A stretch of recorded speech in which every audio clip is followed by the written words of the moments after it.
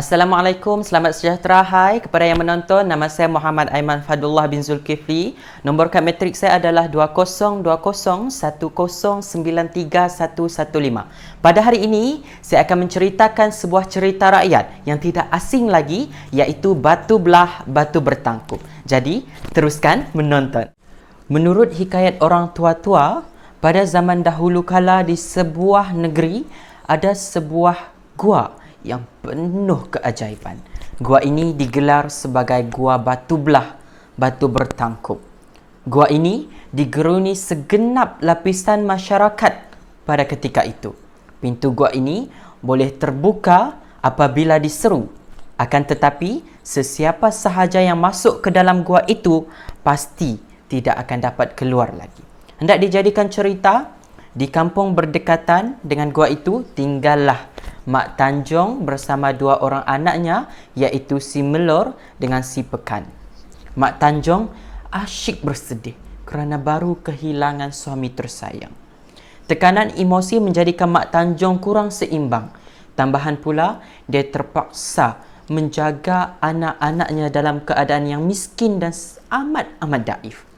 Kesedihan, tekanan perasaan dan kedaifan hidup membuatkan Mak Tanjong terlupa akan rahmat Tuhan. Depresi yang terlalu lama dirasai membutakan hati Mak Tanjong akan dua keajaiban yang ada dalam hidupnya, iaitu si Melor dengan si Pekan. Kasihan Mak Tanjong terus berasa keseorangan walaupun Pekan dan Melor sebenarnya amat dekat pada dirinya. Pada suatu hari, Mak Tanjong teringin sangat hendak makan telur ikan tembakau. Dia pun pergi ke sungai untuk menangkap ikan tersebut. Hati Mak Tanjong amat gembira apabila dia berjaya menangkap seekor ikan tembakau yang besar. Wah, besarnya ikan tu, Mak, teriak Pekan sambil menepuk tangan kegembiraan. Ya, Nak. Ini namanya ikan tembakau. Mak rasa ikan ni ada telurnya. Lama Mak teringin nak makan telur ikan tembakau ni, Nak. Balas Mak Tanjong dengan hati yang girang. Mak Tanjong terus menyiang ikan tembakau tersebut. Setelah dibersihkan, Mak Tanjong berikan ikan tembakau tersebut kepada Melor untuk dibuat gulai. Buat gulai ikan dan goreng telur ikan tembakau ni ya, Melor. Mak ke hutan cari kayu. Kalau Mak lambat balik, Melor dan Pekan makan dulu ya. Tapi jangan lupa tinggalkan Mak sikit telur ikan untuk Mak nanti. Pesan Mak Tanjong dengan ringkas. Setelah membuat gulai, Melor menggoreng pula telur ikan tembakau itu. Dia terus menyimpan sedikit telur ikan seperti pesanan maknya tadi. Namun, walau lama menunggu, ibu mereka tidak pulang-pulang. Pekan, si kecil nakal, menangis kelaparan. Wek. Melor terus menyajikan nasi putih, telur goreng dan gulai ikan tembakau untuk dinikmati bersama Pekan. Sedapnya telur ikan ni, Kak, kata Pekan sambil menikmati juadah yang tersedia. Tapi Pekan, jangan asyik makan telur ikan tu saja. Makanlah nasi dengan gulai tu juga. Pesan Melor kepada adiknya yang berusia 5 tahun itu. Kak, telur dah habis. Minta lagi, Kak. Rayu Pekan merengek-rengek. Dek, telur ikan ni tak banyak. Nah, adik ambil bahagian kakak ya.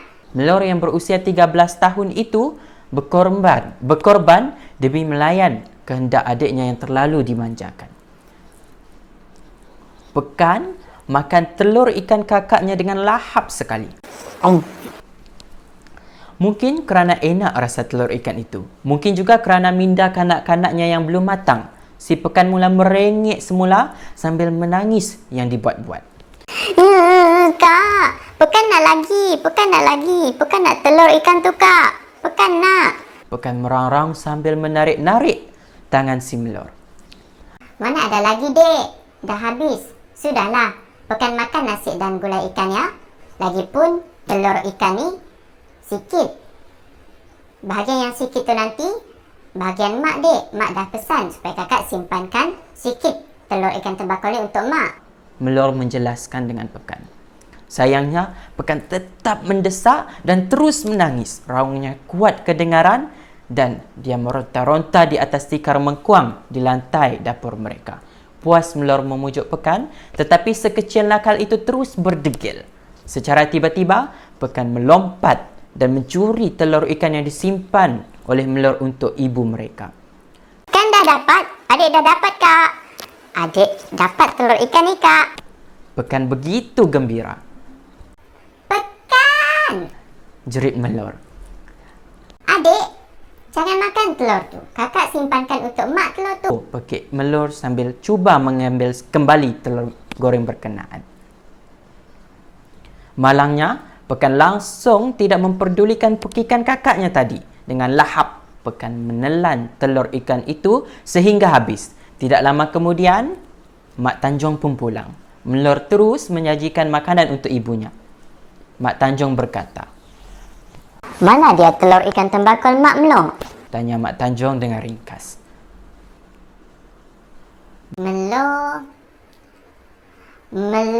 ada simpankan untuk mak. Tapi mak, Pekan dah ambil semuanya. Bahagian Melor pun dia ambil, mak. Melor dah larang, tapi dia ambil juga. Jadi sikit pun kau tak simpan untuk mak, Melor? Mak Tanjung hampa. Melor terdiam, tidak menjawab. Dia terasa amat bersalah. Dia sedih melihat ibunya yang sebegitu hampa kerana tidak dapat merasa telur ikan tembakau. Mak dah lama mengidam makan telur ikan tembakau ni, Melor. Ya Tuhan, sedihnya hati ini. Sanggup anak-anak mak lupakan mak? Sanggup kamu berdua, ya? Mak Tanjung bingkas berdiri. Dia memandang Melor dan Pekan dengan penuh rasa pilu. Lalu berjalan dengan tidak bermaya menuju ke arah hutan. Hatinya bertambah sayu apabila mengenangkan arwah suaminya. Mak Tanjung merasakan dirinya tidak disayangi lagi. Kesedihan membuatkan Mak Tanjung semakin yakin bahawa anak-anaknya teramat bencikan dirinya. Mak Tanjung terlupa amanah yang diberi Tuhan. Mak Tanjung terlupa nikmat yang diberi, nikmat memberi kemaafan. Mak Tanjung nekat meninggalkan anak-anaknya. Meninggalkan dunia kerana tidak dapat menikmati telur ikan tembakau. Melor dan Pekan berlari mengejar ibu mereka. Mereka berteriak sambil menangis memujuk ibu mereka supaya ikut pulang. Mak, jangan pergi, mak. Jangan pergi. Pekan minta maaf. Ampunkan Pekan, mak. Ampunkan Pekan. Pekan janji tak akan buat lagi. Jerit Pekan sekuat hati sambil memeluk erat kaki Mak Tanjung. Malangnya, kasihan sudah hilang dari hati ibu tunggal itu. Tiada secebis pun rasa simpati buat Pekan dan Melor. Semuanya sudah diganti rasa hampa dan marah. Bagi Mak Tanjung, tidakkan ada kemaafan pun untuk anak-anak yang tidak mengenang budi. Sekuat-kuat hatinya, Mak Tanjung menolak Pekan ke lantai hutan dan berlari sepantas yang termampu. Melor menarik tangan adiknya sambil mereka berdua mengejar Mak Tanjung. Sayangnya, mereka terlambat. Mak Tanjung tidak mempedulikan rayuan mereka. Ternyata, Mak Tanjung sudah menyeru batu belah batu bertangkup agar terbuka dan membuka pintunya. Sebaik sahaja Mak Tanjung melangkah masuk ke pintu gua tersebut, pintu gua pun tertutup dengan rapat. Tinggallah dua adik-beradik itu menangis, meraung sekuat hati. Namun, air mata darah sekalipun tidak dapat mengembalikan Mak Tanjung ke dunia. Mak Tanjung sudah mengambil nyawanya sendiri. Tinggallah si Pekan dan si Melor sebagai yatim piatu. Hidup lara tidak terbela.